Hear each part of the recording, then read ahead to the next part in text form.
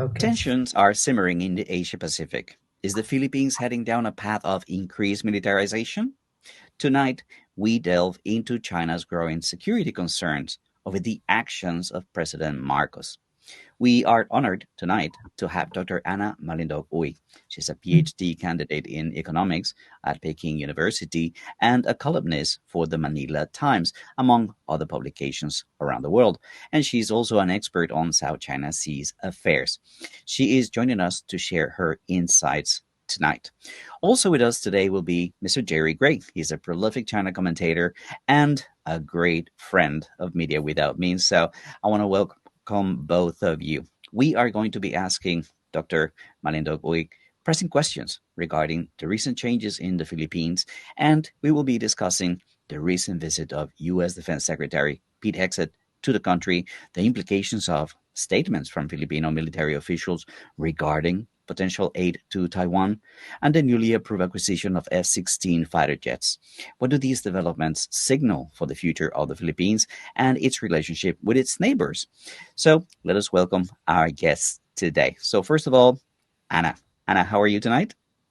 I'm fine, and thank you so much. And I'm so happy to see Jerry and you being with me tonight, and having this conversation, because it seems like there's so much going on at the moment. Not necessarily one is the tariff trade war and the imposition of tariff by President Trump. That's one, and I think it's making a buzz all across the world. And even just today, earlier, I was listening to the speech of Malaysian Prime Minister Anwar, I think, and he was reacting to the imposition of tariff on Malaysia, and he was saying that since Malaysia is right now the chairman of ASEAN, so he Mm-hmm. was he was saying in his speech that he's now in contact with the ASEAN leaders, and they have some kind of consultation, and ASEAN as a group, as a bloc, will be having a solid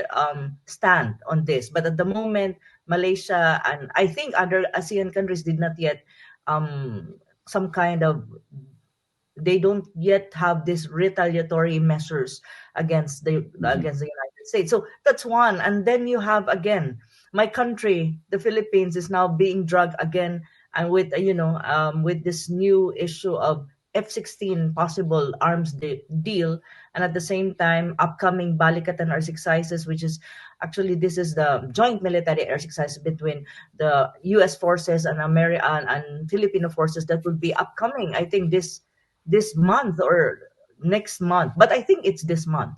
So that is very critical. And then you have you have the South China Sea issue. I just came from the Boao forum, which I Yeah. attended, a sub forum on South China Sea.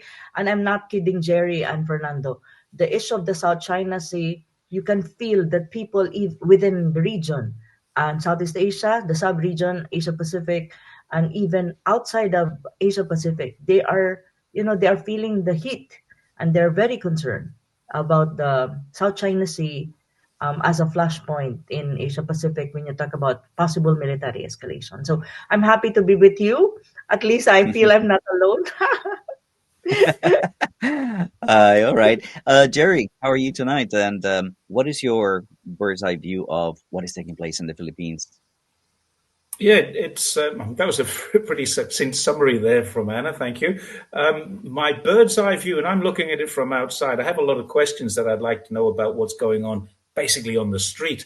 Because Anna, you're in touch with people in the Philippines all day, every day, and you'd know a lot more about what's really happening. And all we get in the West is Western media rhetoric, as opposed to what really is going on, which is how do the people feel. Now, I know this for a fact, living in China. We all live in China, so we all know that what the West tells us is going on in China. I saw Gordon Chang on television today telling us all that there's chaos. We're all going to die in some kind of civil war again. So you just don't know what's really going on until you're talking to people who actually live there, work there, and have friends and family there, and you do. So that's really that's my interest in this. We can get all the rest of the news from the news, but what's really happening it comes from personal experience, and Anna, you have that in droves. Thank you, thank you. Yes, and I agree with you. It's still different if you're really from a local person who's telling the story of what's going on the ground. Mm. Yeah, I agree. Yeah. What is the is there fear for what is taking place? I mean, do they find themselves being pushed Mm. as regular people, as the normal population, into a situation that nobody wants? I don't think China wants a war. I don't think the locals want an escalation of the situation. Nobody wants to have any incidents taking place, and everything that is being done seems to be moving in a direction in which an incident could happen at any time. Now we're talking about these F-16s. We're going to talk about that in a second. So Mm. the question is, within the people in your family or in your circle in the Philippines, what are they saying? How do people feel about, well, these developments in the country? Actually, that's a very good question, precisely because I think these are sentiments that are not heard by many people outside of the Philippines. But to be very frank and honest, the Filipino people, I mean, the regular Filipinos, they're so afraid of what might happen. Especially when you talk about military escalation between the Philippines and China, and even with with the backing of the United States. Many of us we don't want that. Many of us wants to have a peaceful Philippines as much as possible. You can, if you look at the social media, like X and Facebook, and Facebook. if yeah, usually Filipinos, we use more Facebook and X, or the Twitter.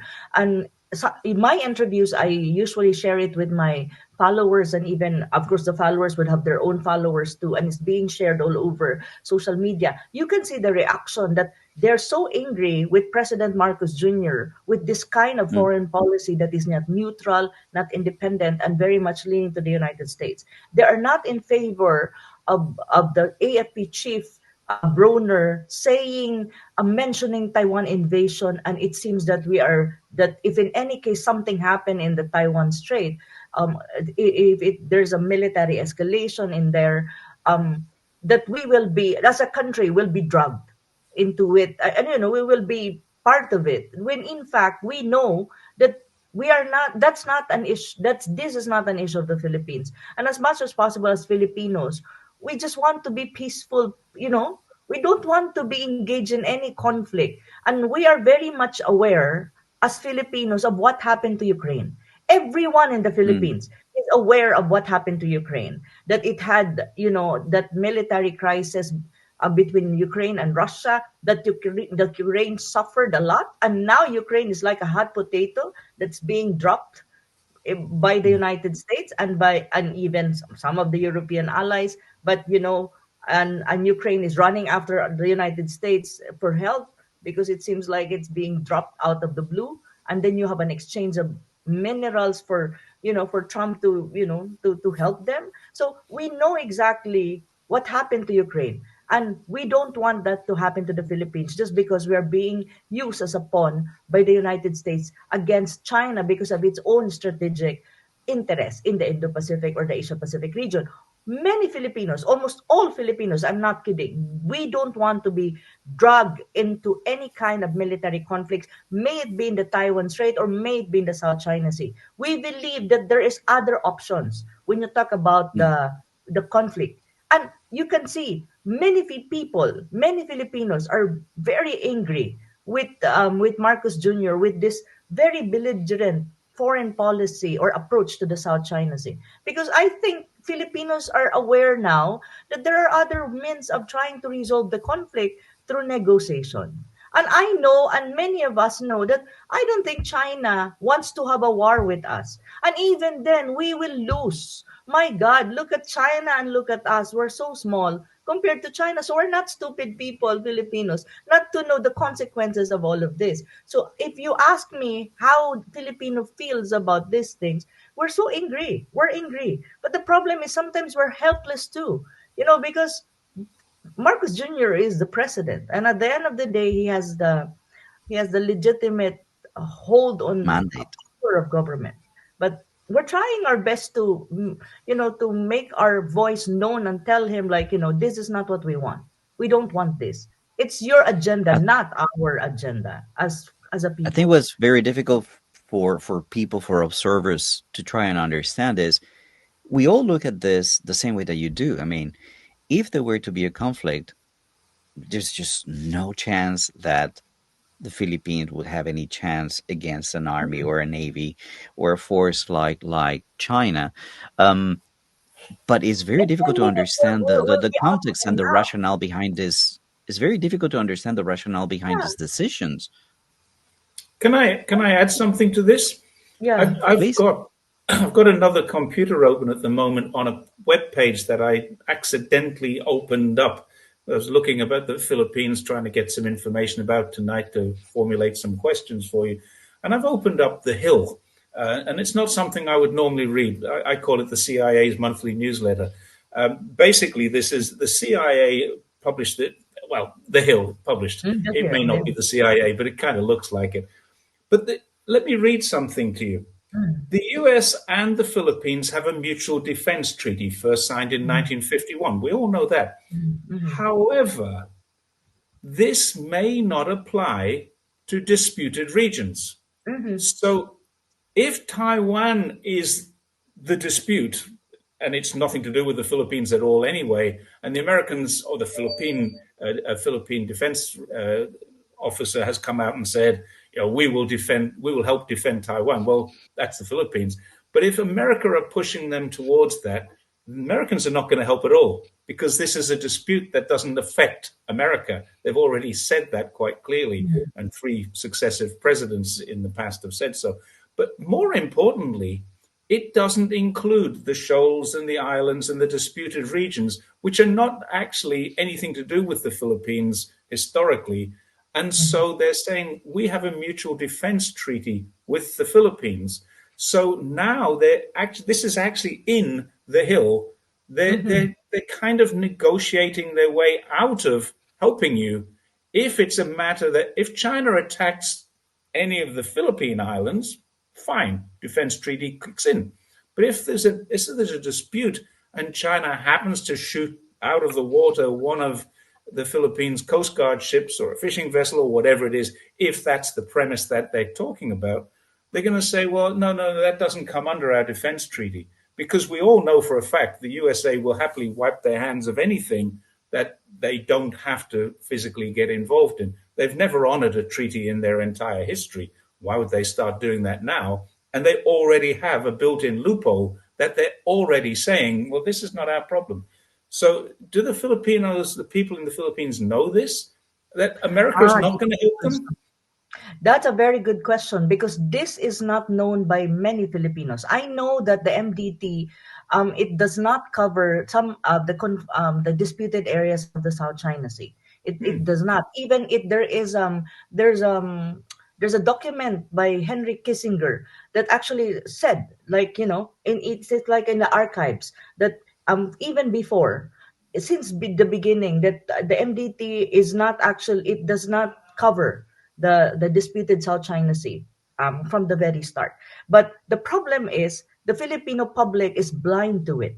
And right. this MDT is being used by media, by mainstream media, even by pro-American Filipinos or pro-American agents in the Philippines, saying that, and also, of course, the American and the United States saying that we have an ironclad relationship because of the MDT, and we will help, and we will be but we will back up, and we will support the Philippines when you talk about the South China Sea dispute against China. So it's always being propagated. This is the kind of narrative being spread in mainstream media. So many Filipinos is blind to the fact that actually the MDT, it does not include the disputed South China Sea Hmm, or parts of it. So many Filipinos believe, and in a way, if there are skirmishes in the South China Sea, and it happens a lot between the Philippines and China now, they think that just because we have the MDT, that Americans will can actually fight for us if in any case something happened in the South China Sea. But they are not really informed that actually in the treaty itself, in wordings of the treaty, there's no such thing that it covers the South China Sea. Right. That is something that the Filipinos are blind about. Well, I the know Americans are now posting it online. The yeah, yeah. Americans are posting it online. So that's good to know. Well, if you go to the CIA website and you look Mm, at the definition of these islands, the CIA define them as disputed territory. I mean, mhm, it's in their website. So mm, this is usually what I use to reply to people who comment on my videos when I talk about the situation with the Spratly Islands, and they say like, look, you have an argument with this, you should bring the argument to the CIA because they're the ones who are describing it as a disputed mhm. territory, which is in fact what it is at this point.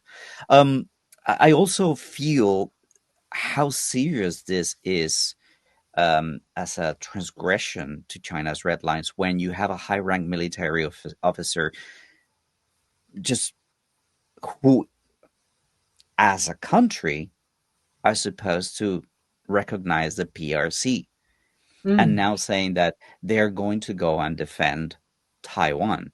Uh, this is something that China takes extremely seriously, mhm. and is one of the biggest red lines there are. We all know how China reacted when Nancy Pelosi visited Yeah, Taiwan against everyone's advice. Even Biden told her, don't go. And well, we saw what took place, all the exercises and et cetera, et cetera, et cetera. This is perhaps similar to that. yeah, It, it yeah. is normal It to was really expect a crazy. reaction from China. It was crazy because one thing, let's put it into context, okay? The Philippines as a state or as a country recognize the one China policy. And what is the one China policy basically and fundamentally speaking? And that is actually, if you recognize the one China policy, any country, including the Philippines, it means you recognize that Taiwan is an alienable part of China. So it means Mm, it's their own business. It's a domestic affair Yep. that people outside of China or you're non-Chinese, you should not interfere in this. This is their problem. They will resolve it on their own, however they want. And the Philippines, as far as I'm concerned, and as far as Filipinos are concerned, and even as far as Marcos government is concerned, what I know, and I think this is the fact, is we recognize the one China policy. So it means that we don't have any business interfering in the Taiwan Strait or any matters related to Taiwan. And I think every Filipino who has a common sense and quite in the right mind understand this. And I think this perspective is shared by many, if not all Filipinos, because we have pro-Americans in my country too. And the Philippines is a bastion of American. Everything is there. When you talk about pro-Americans, a lot of them in there. So this is the basic. This is the fundamental. This is the context.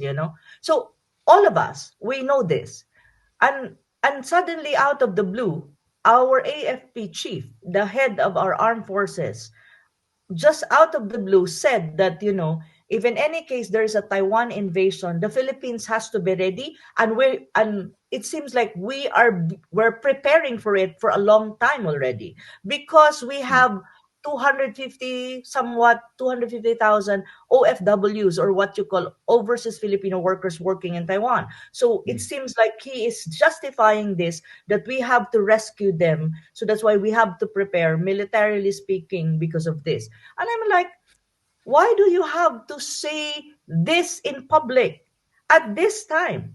What's the reason why? If it's not even the AFP, to be frank with you, in terms of government function of different ministry, on our side we call it departments. It is not the function of the armed forces of the Philippines or even the chief to even be concerned about our OFWs, or what you call overseas Filipino workers. It's the job of the Department of Labor under a specific agency, under a specific bureau, which is the Overseas Bureau. And it's the job of the Department of Foreign Affairs. It's them who will be the that is one talking about this, not the AFP, not the armed forces, because the armed forces has to be quiet when you talk about foreign affairs, you know. And then I was shocked. I said, why do you have to do this? Why do you have to mention, when in fact Taiwan, when anything related to Taiwan, is the red line of China. It's really the Mm, red line. It's one of the top red lines of China. Why? I know this very well. So I was like shocked. I said, you don't do this, especially in media. What is your purpose? Why? Because Hegseth is coming to the Philippines and you want to wag mm. your, like wagging dog? You act like a wagging dog, or you're wagging your tail? I mean, like, come on, give me a break, at the expense of the country. So China reacted. And the Ministry of Foreign Affairs of China, the spokesperson said, anyone who mess up or who interferes in the affairs of Taiwan will be burned, something to that effect. So I was like, Yeah. oh my God, how come that they don't even know the sensitivity, or they're just crossing the line?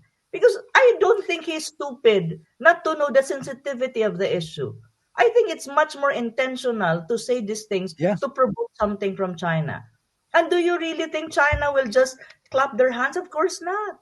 My God, that's Every very time they say something irresponsible. provocative, what they Hmm. want is for China to respond, so they can say, Respond. Yeah. look at how provocative China is being. All we Hmm. said is we want to protect the people if there's a problem, and now look what they're doing. So really, all Hmm. this is every one of these is a Provocation. little salami slice away from normal relations, and they're Hmm. just trying to get a reaction. Once they get the reaction, then they can turn that reaction onto China and say, look how provocative China has been. China has said that they're going to punish the Philippines for Hmm. defending Filipinos. Well, I mean, that's really bad. So that's the Yeah, whole but purpose Yeah, of but that. Beijing is very smart. They yeah, they're can smart. differentiate between official policy of the Philippine government Mm, Correct. and what could be interpreted as a personal opinion of a certain military figure. Now, what I do see is that it appears to be that the Philippines is borrowing a page from this ambiguity manual that the United mm, States mm, uses. That's the concerning part. Now, you mentioned Peter Hexet's visit and that this mm, could have been to maybe give him a warm welcome to the country. I wanted to ask you about his visit and mhm, what did it mean for the country? What were some of the things that were the outcomes of this visit, mhm. if you could inform our audiences? Actually, the visit of Hexit was a bit, how do you call that? Weird, because that was March 28th, and on Mm, that day it was the birthday of former President Duterte. So there was yeah, a worldwide rally of Filipinos who are supporters of the former president. So it seems like his visit was downplayed in a way, because many Filipinos were not focusing on him. We're focusing on the birthday celebration of the former president, and there were big rallies all across the Philippines and across the world. So we really don't we did not pay attention to his visit, but yeah, we are more concerned about, how we gonna clamor for the release of our former president from the Hague, from the detention. But if you really look at the visit of Hegseth, it was also not transparent in every way. There was not much coverage. There was not even a statement as to the general points of what the two sides have talked, when you talk about, in terms of military or agreements or economic to agreements, or to certain extent, not much. There was just a coverage that he was there, some photos, some little of videos, that's it. But from my from my monitoring, because I monitor both events, I was monitoring the birthday the celebration. birthday. Yeah, yeah, and also the I mean the rallies and demonstration. On the other hand, I was monitoring his visit, the Hexet. But I think the narrative of the visit was saying that, the United States is affirming the its iron, quote unquote, ironclad relationship with the United States through the MDT, or what you call the Mutual Defense Treaty. That's the message. But as to the details of it, there was none. The coverage of the visit was very less, and at the same time, I think we only know that visited Malacanang, and he had talks with the President Marcos Jr. and then with the Defense Secretary and the AFP Chief Broner. So that's it. And other than that, not much. But again, the narrative that was painted in public was America is backing up the Philippines. When you talk about the South China Sea issue, America or the United States will be sending or deploying high-level military assets to support the Philippines, especially when you talk about is the South China Sea dispute with China.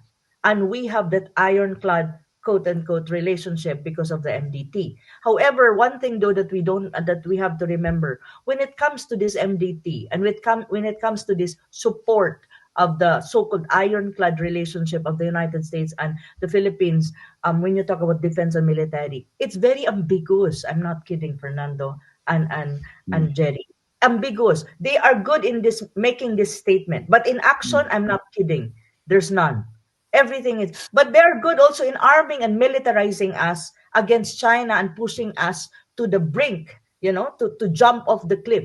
They're good at this. But actual help, and if we're already at the brink, I don't think they will be there for us. I don't believe that the United States will die for the Philippines. I don't believe that. That's really not the case. But I believe that they will push us to the wall, where they will push us to jump off the cliff for their strategic interests and for us to be like a pawn and poke us to have a conflict with China. That I know. But A lot but of they people, That's that for us, I don't think so. I really a don't. lot of Jerry. people believe that Australia is in the same boat.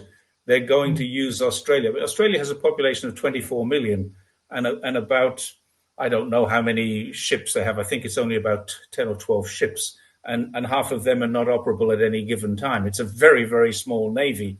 And so the Australian military coming to your assistance is not going to be very useful. Japan and South Korea have just signed an agreement to handle the tariffs with Mhm. in a joint agreement or jointly handle the US tariffs. So the defense secretary must have been a little bit upset about that. The military attaches in the embassies over in Tokyo and Seoul must be very, very disappointed with what's been going on in the trade secretary's department. So I think there's a lot of you talk about ambiguity, but there's also a lot of uncertainty about Yes. how cohesive America's policy will become. Because it seems that they're not going to rely too heavily on Australia. They can't rely too heavily on Japan. They can't rely too heavily on South Korea. So if It the looks like Philippines it's the are on their Philippines. own, No, you're done. yeah, we are actually the only country in Asia Pacific that is would accommodate in under a Marcos Jr. government would accommodate the biddings of Mm. the United States. Really. Because as you can see, Japan, I don't think so. Singapore, other allies, no. And they're even angry right now because of the tariff imposition. Mm. Yeah. They're reacting. The Philippines, our government is quiet about this. Why? Because Marcos Jr. is afraid that if you react negatively to the imposition of tariff around 17%, maybe Trump will get angry with him and he would lose the backing and the support and he will crumble. I, Domestically speaking, he crumbles. I He saw needs a report turning it upside down. It yeah. actually said in the Philippines, this is a positive thing for us because our tariffs are lower than other Asian countries and we can take advantage of that. So, in other words, we can put all of our prices up and still undercut other Asian countries. So they're seeing it, they're turning it into a positive. Yeah, I mean, like And we're waiting for Marcos Jr. to react to the 17% tariff or 18%. And there are already intellectuals actually writing about this and saying, why is it that the Philippines is not even doing anything? Because Malaysia already spoke. Yeah, Vietnam called the Trump already. So why yeah. Philippines is, we're just cool. I mean, like, my God, And this is China just crazy. slapped a 34% tariff on everything from America. and a couple of controls and Yes, added and some sanctions and companies to the list restrictions. and Yeah, some rare earth minerals. I've just made a And I wanted video to pivot about a little that. bit to, I wanted to pivot a little bit to this new missiles that are going to be brought to the Philippines or have already been brought to the Philippines. There's a long history about these missiles and promises that were made and promises that were broken. And now we see more missiles being brought into the country. Could you quickly summarize what has been the story with these missiles and what is the effect beyond the Philippines? What is the effect of these missiles in the country to the security and balance of the South China Sea? Mhm. That's a very good question. The first last year, I think there was a deployment of the Typhoon missile system, and the story behind that is it would only be used during the Balikatan, or what you call joint military air exercises between the Philippines and the American Armed Forces. And they said that September of 2024 they will be removed, but until now it is there, and it's even retransferred to another location, but it's located in the north. If you locate it in the north, it's very near Taiwan Strait. I'm not kidding. Hmm. Okay, so it's Yeah. very strategic location. And now, so it was not returned, and it's there. It's in my country, and it's, I think, located in the north part of the Philippines. So now there's a new pronouncement coming from the AFP chief Broner, and even from the American side, that another Typhoon missile, I think, will be deployed. So that's the second one. And from my discussion with Dr. David O, it seems like Yeah. Nemesis, the missile system that will deploy this, Nemesis is the name, so something to that effect. And then earlier today, I also read the pronouncement coming from the AFP chief in the news that it's not only actually the Typhoon missile system that we are interested to buy. It's not actually deployment, just that the Americans will deploy and will take it back. Actually, right now, there is really a statement and pronouncement coming from the Armed Forces Chief of Staff that the Philippines is interested to buy these weapons, like the Typhoon missile and the missile system, other high-level weapons, including fighter jets, which is the F-16. So this is already being said in public. So it means there's the intention to buy these weapons. And look, the question is, why we need this, what it is for. Well, the justification being said is for the modernization of our military. So we are trying to modernize our military, and we're buying this weapon from the United States. So yeah, that is the situation right now. So it's not only one, there will be two Typhoon missile system and another anti and there's another system about anti-missile that will be deployed as well, and other high level assets in when you talk about military, that will be deployed and sold to the Philippines in a matter of time. Yeah. From Beijing's perspective, this deployment of this highly Mm, offensive correct. weaponry in such close proximity to Taiwan is, of course, a significant security concern for them. My Yes. question to you is, I mean, how do you think China will perceive Yeah. these actions, and what do you think is the potential countermeasure that China may take? Because, as you've said in other videos, I've been watching to your talks with Lena and with Mm. Dr. O. What do you think the countermeasures will be? I'm not kidding. When you talk about countermeasure, I think Beijing is already calculating what to do. Because with regard to the Typhoon missile system, they're actually developing now another military asset that can actually target directly the Typhoon missile system. It has been out in public news by the South Morning Post, and that was like 2 months Hmm. ago. So now it's undergoing development and processing. So it means China is not taking this lightly. China is not taking it setting like that they're just saying like, okay, everything is okay, it's just deployment, nothing. I don't think so. I think China would take this like this is an escalation. This is already escalation, and at the same time, of course, China as a country will not just sit down and let these things happen. It will try to prepare, and it will prepare defensively in that Hmm. sense. And then in terms of how we are being viewed by China, with all of this geopolitical situation going on, and being the United States being like our big brother, is we are not now being seen, for me, the way I see it from Beijing the way I read it, reading Beijing, is we are not anymore like a passive player, or we're already an active player. We're already in the front lines. We're not at the fence. We're on the front lines already. Like that is how China will view us, with all this militarization and with all these weapons that will be deployed and already been deployed in the Philippines. That's, I think, how Beijing will see us.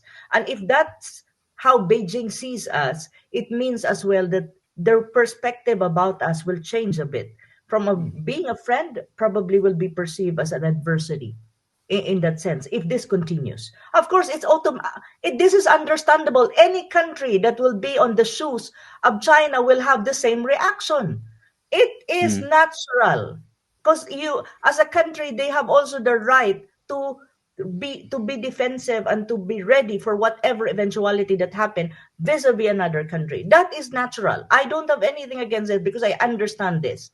However, I am afraid for my country and I worry for my country because I know the reality that we cannot be at par with China even if we buy 2025 F-16. Even if we have the mm, Typhoon missile system, three of this, we will never be at par with China militarily speaking. I know to a certain extent, I have an idea of how modern, how high level already the military capacity of China. And even when you talk about navy, I think China has the largest navy in terms of numbers at the moment. yeah. It is really, and in terms of its missile system, anti-missiles, it's really highly sophisticated that we are not at par with that. And even in terms of soldiers, my God, they have a lot. And I read a story like every single Chinese would undergo like a military training. It's like a requirement for them. So it means that they have the biggest number of soldiers in the world. And oh Mm, my God, look at that. So I know the reality. So that is my worry, that we're being perceived now because of all of this militarization, all of the deployment of weapons, troops on the ground, the rotational, the EDCA bases. You have 9 EDCA sites. These are actually military bases of the United States that they control and we don't have control. And mm. Beijing will view us like, aha, so you are not now our friend, probably. You know what? But In guess what? That is Marcos Jr.'s government. Filipinos are, we Filipinos, no, it's not our position. It's, for me and many Filipinos, we know that China is not the enemy. China is our neighbor and it's our friend. And we cannot change the fact that it is our neighbor. We need to have good relation with our neighbor because geography tells us that it will never change. So we have to have good relation. But it just so happened that our current government under Marcos Jr. really is leaning to the United States for its own survival, domestically speaking, politically speaking. That is really the fact of the matter. So he will compromise our sovereignty, our independence, and autonomy just to survive politically with the backing of the United States. And Filipinos are not comfortable about it. We don't like this. We don't want to be the next Ukraine of Asia. And he is the Zelensky of yeah. Asia. Really, to be frank with you. That's why many Filipinos right now in social media is reacting, saying that, oh my God, when would this guy step down? You need to resign if you cannot handle things, you know. I'm not kidding. In social media, Filipinos are so emotional and so how they expressive to the point that if they can just have a magic wand, you know, they will just do this Well, one like this and you disappear and go out and replace someone didn't else. we talk about this last time we were on the show together talking about Yeah, this? Not only is Marcos not likely to step down, he's not even likely to step down when his term ends. He wants to take on the that is prime also. ministership. So it's not going to go away unless the country votes him out, and that's Mhm. looking even less likely. For the record, there's 1.3 million soldiers and sailors and airmen in the Chinese military, and there are 500,000 fully trained reserves who Oh my are God. recently retired. So if they retire from the military for a few years, they stay as reserves and they go ongoing training. So you've got 1.8 million they can call on immediately, and Oh then my of God. course there's every single Chinese person that I know who says, well, if we're attacked, we'll defend our country, which is what they did 70 years ago in Mm. 1940 or 1937. Those that could did. And so, yeah, I think it's ridiculous. It is the world's largest navy. They Yes, were heading towards 400 ships, surface yes. ships, and I don't know how many submarines they've got, and I don't think anyone does, except perhaps the Chinese Navy. So that's a worry. You're probably surrounded by submarines that already have ballistic missiles aimed at you just I because think you've done so. this. Hmm. I presume, and actually, Yeah. do you really think the Chinese will just sit down and look at so many deployments going on? Of course, No. one thing also that we have to remember in terms of AI, in terms of technology, they have the satellite up there. They can see what's going on from above. That's why I'm like, and this issue of spy, like many Chinese national in my country are not being accused of being spy. That all Chinese in my country, Chinese national, are spy. I said that's really crazy to be frank because they have a You don't need to. sophisticated satellite up there who can actually see everything from down. Don't you know that? I said they're Yeah. so advanced in terms of This AI. is a reciprocal thing as well, because I think three Filipinos last week were Yes. arrested in China for taking Mm, photographs over an extended period of time, for taking mm, photographs Near a around military military base. bases and sending them back to somebody, Mr. Herrera, who was mm, part of the Philippine intelligence community. So yeah, there's going to be a tit for tat on that. There's going to be a mm. retaliation, and I think at least three Chinese people will be arrested in the Philippines and Already. accused. Already have. Okay. Mm, Anna, with regards to something that we discussed in a previous video, where we were talking about the missile operation and how this requires long-term training of the officers who actually control them or are in contact with these missiles. This brings me to these F-16s. I mean, the United Congress has already agreed to sell these F-16s to the mm, Philippines. Are these the first F-16s in the Philippines? Are there fighter jet pilots that are trained and capable of mm. handling them? And what will be the use of these F-16s? Will be deployed around disputed areas? What can you tell us about that? Okay, that's really these are good questions because these are questions that I even asked in my article, and until Mm, now there's no answer from from the Philippine government. First and foremost, this and the plan is to buy like 20 fighter jets Mhm. and other mm. equipment alongside the fighter jets, the F-16s, and it will cost around 5.58 billion US dollars. And I don't know where my government will get it. Well, that my country will get it, to be frank, because fiscal health wise, where we have a lot of economic and financial problem in the country. To be frank, we're selling our Mm. gold reserve for God's sake. So where would you get that money? To be frank. Marcos probably has it in his dad's bank account. That is even the reason why he's now leaning to the United States. It's precisely because of that, his own family whatsoever. Um, so this is one thing. It's too expensive and costly, and I think when we buy this F-16s, if in any case it's not yet, I mean the maintenance and the spare parts is not yet part of it. It's just the cost of the aircraft per aircraft. So that's one question. Second is where would you use? What is the point of buying this? Where exactly do you want to use this? Do you want to was inside the country? We have Seven thousand our islands. yeah, it's an It's island, but seven thousand islands. where would you use this really? But I think from my reading, they're going to how they're going to use this to patrol what you call our the E- airspace. EEZ, Yeah, the economic zone. Yeah. airspace and economic zone of in the South China Sea, because they think that they need to do that. But what I'm saying is that is not even territorial. That is Mm, EEZ, and that we don't have sovereignty over that. We only have sovereign rights as far as UNCLOS is concerned. So that is Mm. even a question. But I think that's one of the reason why. And the third thing is, how do you gonna maintain this? Because this is costly to maintain, and do we have the money for mm, it? Because I'm telling you, we have a lot of financial problem in the country. And the third is, do we have really trained pilots for this? Because you cannot just drive an F-16s without trained pilots. There's a lot already of accidents going on with our pilots dropping because mm. they're using US aircraft, and many accidents already happened. I think 3 to 4 already died because of this. So now you have this. What if they're not trained? You need to train. And training using this military assets or aircraft takes time. So that's why when I was asked, what is it for the Philippines? Did we think, are we not thinking properly if we're going to buy this? Is it cost effective for us? Do we have the money? What is the purpose of this? Because as far as Filipinos are concerned, we don't have external enemy. We have internal enemies, the insurgents. So, and for us, we have to be prudent.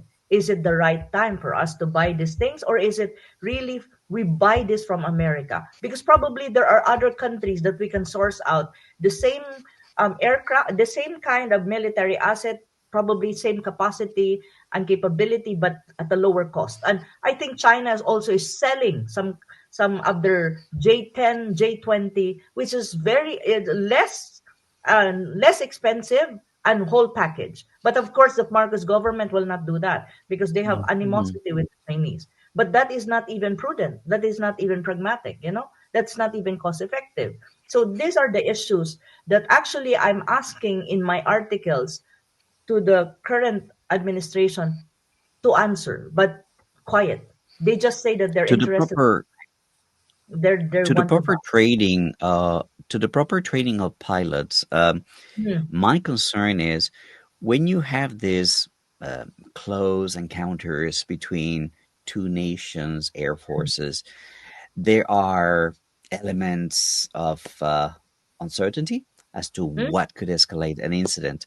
We have the incident of Hainan a few years ago, where actually a pilot from the Chinese Air Force actually died when he was trying to uh, send a spy plane from the US away from China's airspace.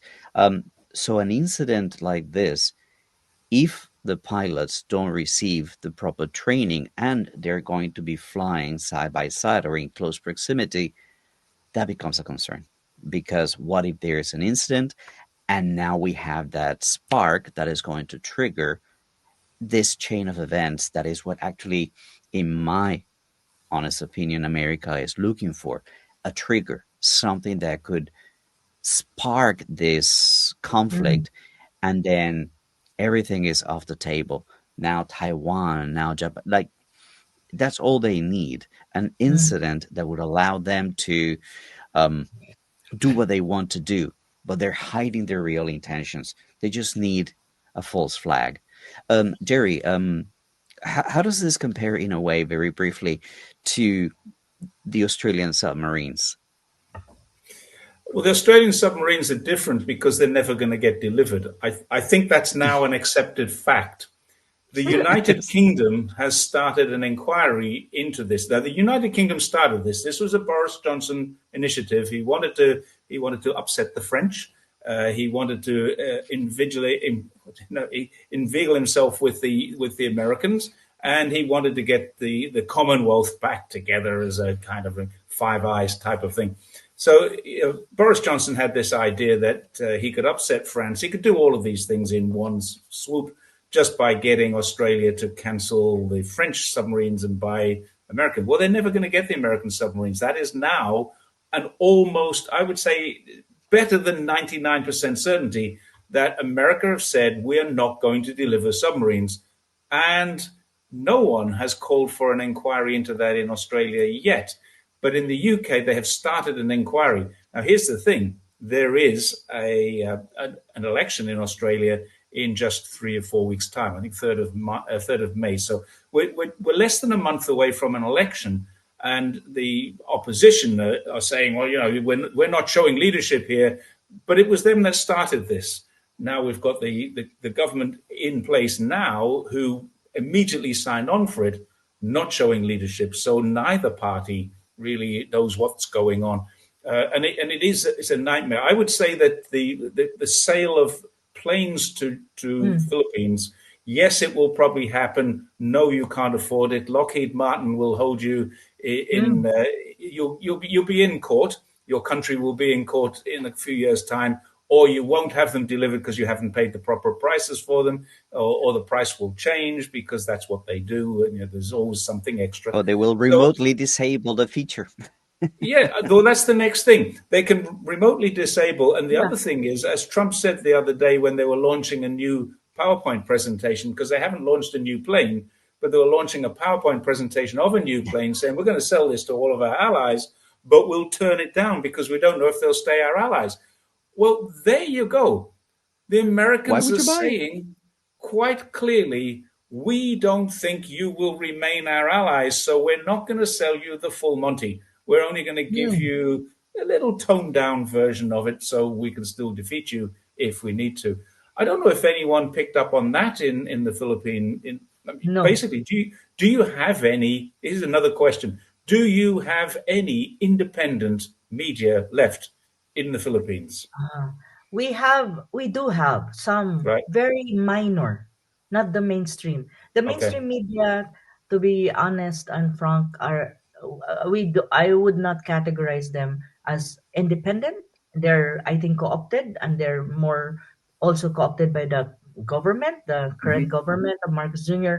And at the same time, I think when you talk about narrative, they project more, or they kind of spread more the Western narrative and the United States narrative in many, especially when you talk about China and when you talk about South China Sea and even the Taiwan Strait issue. So, but we have alternative media and independent media, but these are not as strong, I think, in terms of readership or of coverage, and being, being out there and that people will have access to. So that is our challenge too. There's Right. also how do you call that, a struggle of trying to make it sure that the Filipino people are informed and the information they get is the right information, as against to misinformation and disinformation and fake news. Because, Mm. and even our mainstream media, to some extent, sometimes, or not necessarily every day, but many and most often, they also propagate fake news. So that is Yeah. hard that is a challenge on our side. So that's why people like me are we tend to be we need to be active in social media, and share our perspective in terms of writing, in terms of interview, and like this interview, I'll share it with my in all of my social media, because that is the only way that we can Mm. actually tell the Filipino people that, this is really what is happening. This is not true. This is what is happening. This is the reality. You need to wake up. So this So is also someone needs to tell the Philippine public that when these J16s are delivered, if they're ever Mhm. delivered, they will A, be much more expensive than the current price tag, B, Mhm. a toned down version of the J16 that the US military uses, and C, have a remote switch that they can be disabled. And you will Mhm. need to get a 4 or 6 digit code from the US Defense Department in order to switch the thing on. Yes, that I agree with you. Because Yeah. I don't think the United States will give us that independence to that's even my contention. I said, if you buy weapons from the United States, it's either second hand for us. Usually they give us second hand. I'm not kidding. Now if we So buy brand Taiwan's the new, same. yeah, Mm. when we buy the brand new ones, which is very, very expensive, we cannot really have the independence on we cannot use it as a sovereign state, because we always be tied up to them in many terms, like operation, maintenance, spare parts, or whatsoever. So that's always the case. So the question for Filipinos really is, why do we do this over and over again?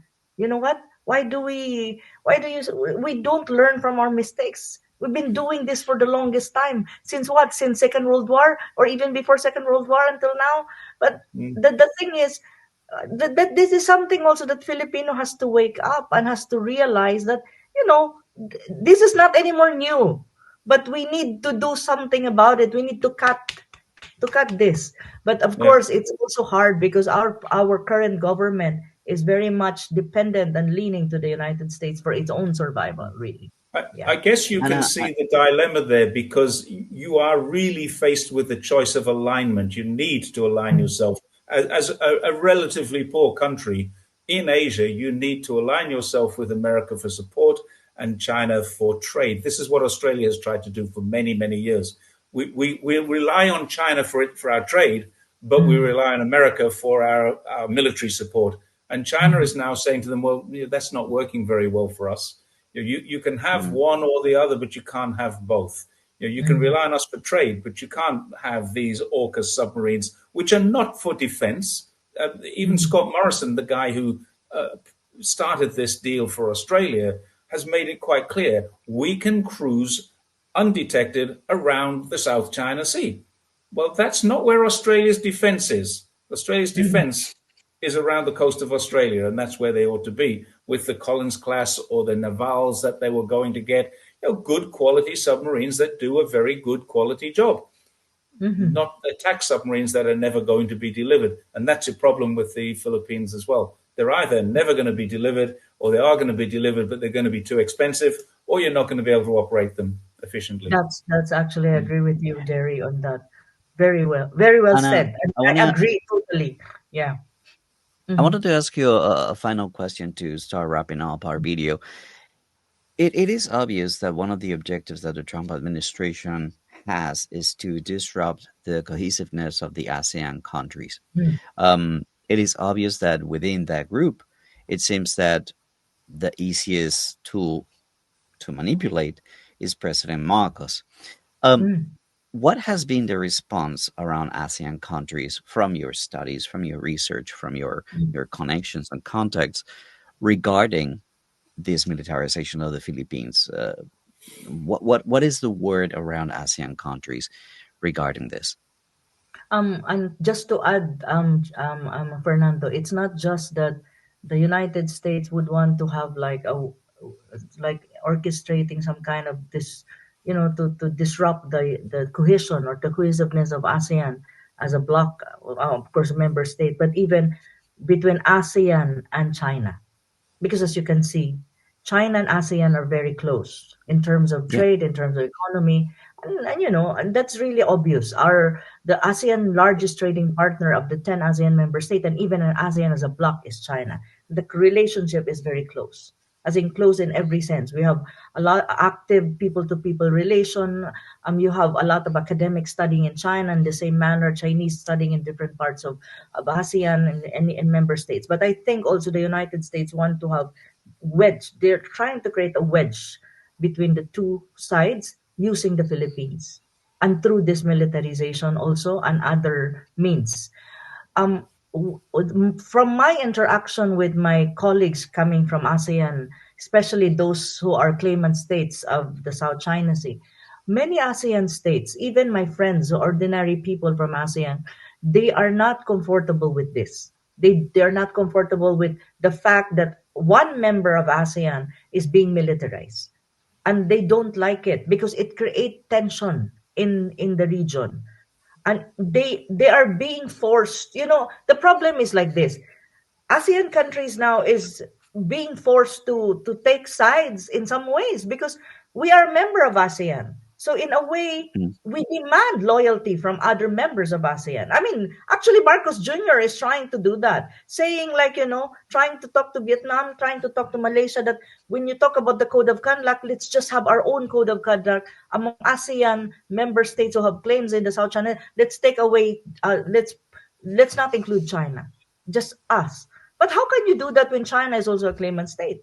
So if you can, and if you see it, even within ASEAN member states, there is some kind of tension when you talk about the Philippines, because in a way the Philippines is trying to say, like, forget about China, let's just us. And China is bully or something to that effect, which is not good because ASEAN relationship with China actually is solid. So in a way, there's a tension, there's a problem in there.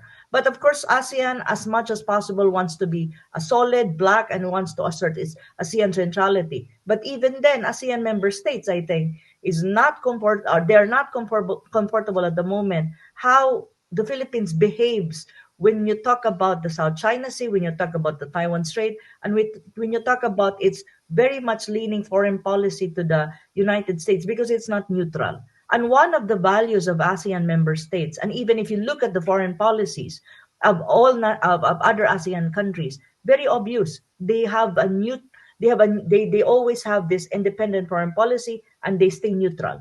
neutral with all of these major powers. They can relate to any major power. Look at Vietnam, look at Malaysia. Mm. But on our side, we really is very under Marcos Jr. You can see it. China is like an is we have a very we have an antagonistic relationship with China at the moment. You have a rising xenophobia in the Philippines. All national Chinese national, even they are just ordinary people, are now being tagged as spies. Even our defense secretary, the defense secretary of my country, even said in an interview that there is, according to him, a law in China that would imply that all Chinese is in the Philippines, nationals or in the China doing business whatsoever are spies. That is crazy to even say that. Really, to be frank with you. So you can see that for ASEAN countries, this is very difficult. But the thing about ASEAN is they will not say this in public.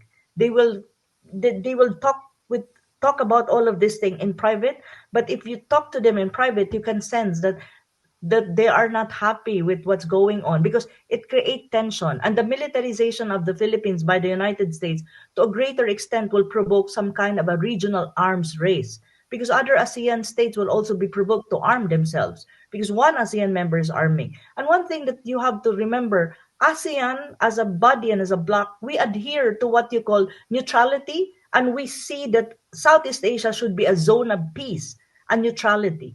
It should be a zone of peace. But how can you have a zone of peace and neutrality when one of your member states is being armed by an external force, an external power? So this is really the case at the moment. But I think the ASEAN leaders are trying its best to, to assert and maneuver that we have this so-called ASEAN centrality, that when you talk about defense, military affairs in the region, it should be ASEAN lead. ASEAN would lead like that. But it's very difficult at the moment having one member that is creating some kind of tension and an atmosphere that is very uncomfortable for others. And I don't think ASEAN leaders would want to have not so good relation with China. I think almost all ASEAN leaders and ASEAN countries would want to have that good relation with China, especially when you talk about economics and trade, because it's very obvious. China is, I mean, ASEAN country needs China and China needs us, ASEAN, when you talk about economic relationship and all economic activities in the region. So that is Especially now. an atmosphere, That's all you especially need now to know. because you have tariff. That's all Uh, you need to know. If there's a good relationship between China and ASEAN, that's what America wants to upset. Yeah, and no, America is trying to create a wedge, trying to disrupt this, to separate, ASEAN as a bloc or the countries and China. But that's very difficult because I don't think leaders in ASEAN, except our president, are stupid. They're smart and they're mature, politically speaking. They're pragmatic leaders like Anwar and of Malaysia is very pragmatic. I think they know where they put themselves, where they position themselves. I'm really like sad that we have, and in our side, in my country, it's just so unfortunate that our leader is not is not at par with the rest of ASEAN leaders, I Mm. think, at this time. But I am not hopeless. It's not hopeless though, Jerry and Fernando, because there's such a thing as a time, hopefully a time that things will change. But that is hard also for Filipinos like me because we need to be patient. It takes time, and the situation is getting tight, and my country's I feel like my country is going down the drain, that we need Mm. to do something, but it's so hard because the time frame for a change of leadership is not yet there. It's really difficult for Filipinos to understand these things both domestically and externally speaking. Like me, when I look at my country, in relation to China, in relation to the region, in relation to the world, it's so difficult for me. I have difficulty in trying to. Oh my God, what's going on? Why do we do Oh, this? Why do we yeah. do Why? this? Why it happened like this? It should not be like this. And What would happen today, Anna? What would happen today if Chinese people go? Because I was in the Philippines about 6, 7 years ago for a holiday. The place was swarming with Chinese tourists. It was very good for Mm. business. It was a lot of fun because at one stage I was doing the translating for some Chinese people who didn't speak English, and I'm doing translating to the restaurant. You know what they want? They wanted spaghetti. They wanted noodles actually, but the restaurant only sold spaghetti. So I said, "Yeah, spaghetti, Italy noodles, Italian." So I was doing this translation for people. I thought it was quite funny because my Chinese is quite functional, and that's about all. But my English is better than theirs, and we were having this great conversation. It was a lot of fun. A lot of Chinese people there doing business. A lot of them on holidays. There's a lot of Chinese in the holiday area. There's a lot of small Chinese businesses. Is it still the same? Are Chinese people still welcome there? No, No, no, that's a it's not. pity. It's really it's dangerous actually for Chinese nationals at the Okay, moment in my country. It's because of the xenophobia that is very evident and prominent, and yeah, it's also because there is this. I don't know. I mean, like many. I mean, the government, especially like law enforcement agency. Not all, but some are they because of the South China Sea dispute. They think that the national Chinese national in the country are all spies, and they're right. spying on the Philippines and spying on military, on our military, on the EDGA bases and all this. I mean, like, my God, if China want to spy on the Philippines, it doesn't need to send these people or anyone at all. They can do it from up on the they have a Mm. very sophisticated satellites that can see everything, even from Hey, they have those. sophisticated things. My God, they just zoom. Even Google, you can use Google to zoom a place. How much more a satellite that's so sophisticated with all the AI and everything? So that's Yeah. why it's sad. It's a very sad thing because during the time of President Duterte, the second largest number of tourists in my country that brings a lot of money for us and revenue, the Chinese. The first one is South Koreans, then Chinese. Now the Chinese is only very low. I don't think the Chinese wants to go to the Philippines to do business or even do tourism. We That's a have a pity. very low number of tourists, even, or even just businessmen. They don't want to go to the Philippines anymore, the Chinese businessmen, because they're Mm. afraid. You know why? It's not only about the animosity or what you call the xenophobia, the rising xenophobia, but there are kidnappings going on, kidnap for Yes. ransom. Right. Okay. There That's a pity. are things like that. It's sad. It's sad. I've been going to the Philippines since 2011. I've been there many times. It used to be like a weekend getaway for me. Like I would Mhm. go Friday night and come back Monday in the morning, take the red eye flight, go to Cebu, take a taxi, go to Mm, Malapascua, mm, dive 2 3 days and fly mm. back. That was normal for me, uh, once or twice a month back in the day. And what you would see is what you were saying, just lots of Chinese people Yeah, everywhere. Mm. And that's going to have an impact in yeah. the tourism Eventually, industry, tourism and industry. the people to people communication that is getting lost.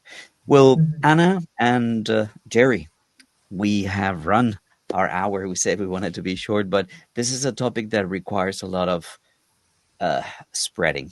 A lot of people Mhm. need to know this around the world, in the Philippines, around Southeast Asia, and in America also, for people to understand what these moves are doing to the region, to the South China Sea, to all these neighboring countries that all they want is peace, and that's being upset by one of those member countries that has a leader that appears to be compromised, that appears to be in the Yes. pocket of the U.S. government. So, Anna, Jerry, please forgive me for taking so much of your time so late at night, but Pleasure. thank you so much for being here. Any last thoughts, Jerry, Anna? For me, thank you so much, Fernando. Thank you, Jerry. Thank you for providing me the platform to explain this issue. And I just really hope that that there's light under at the end of the tunnel. There's light. Really, that is my Mm, hope. And I just hope that as a country and as a people, we'll be able to rise up from all of these things that's going on with the Philippines. It's difficult, but I think as long as we have hope, and I think as long as we have people who believes that we can make a difference, then I think I'm trying to convince myself that there is hope. Jayo, I'd Jayo, like cool heads. I'd like to see the Philippines invited to the BRICS conference in July. See how that goes. Hopefully, I don't think so. I don't think so either. Just not under the current climate, but I mean, Mm, that's a future. Yeah, that's the light Yeah, at the end of the tunnel. hopefully, that's hopefully. that's dreaming and should never stop dreaming. Well, everybody, that's it for today. Thank you so much for watching this video. You know what to do: like, comment, share, and subscribe. And well, follow these two very important people who are excellent commentators on China, Southeast Asia, South China Sea. You know what to do. All right, guys, that's it for today. Thank So we'll you. see you again. Take it easy and bye for now.